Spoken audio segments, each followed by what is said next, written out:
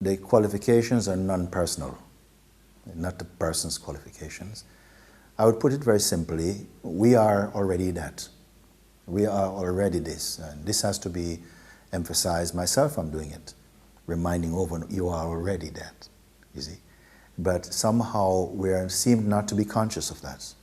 We are more aware of ourselves as body-mind entities and the programming and conditioning that we receive in the modification that we are personalities, we are the body, and so on. So it arises somehow in some beings, an urge or something to find out, to stimulated by whatever. It could be the reading of a book.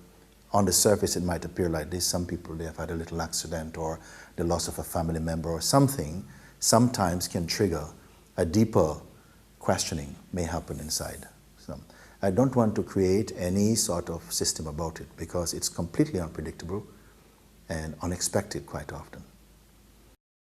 So in honesty, I would say yes, there is a sort of practice, exercise or practice, which is to keep on looking into our assumptions. Some people don't feel that when we say, I am this person, it is an assumption. They feel it is a fact. And as long as it continues to feel intimately this is a fact, it will remain unquestioned. We will not question further. But in some beings, it already is arising some suspicion about this.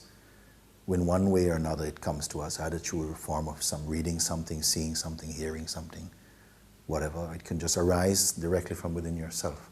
A question is born, like really, who really am I? When something says I inside this body, and since the birth of this body, it has been saying I millions and millions of times. And yet, when approached about this, well, who exactly are you that is saying I? We start to stutter and stammer about it and give sort of some theory or something. We cannot speak confidently about it. The practice is really to examine our usage of the term I, because that is the most intimate word in our language. Not just a word, an intuition. It points to an intuition, a sense of being, a sense of existence. And so everything that appears in front of us seems to have behind it this assumption that I is the thinker of thought or the doer of actions. And so we begin to kind of look at that.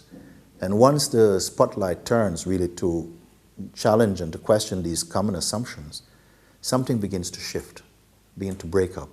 And not that long sometimes, in a quick time, one finds that there are greater and greater depths to our sense of being, like assumptions and many things we realize that we did not really know this in the heart. It was just that we assume a certain knowledge because it was given to us and we absorb it like a kind of osmosis or something and never really questioned. And these begin to come up in the inquiry.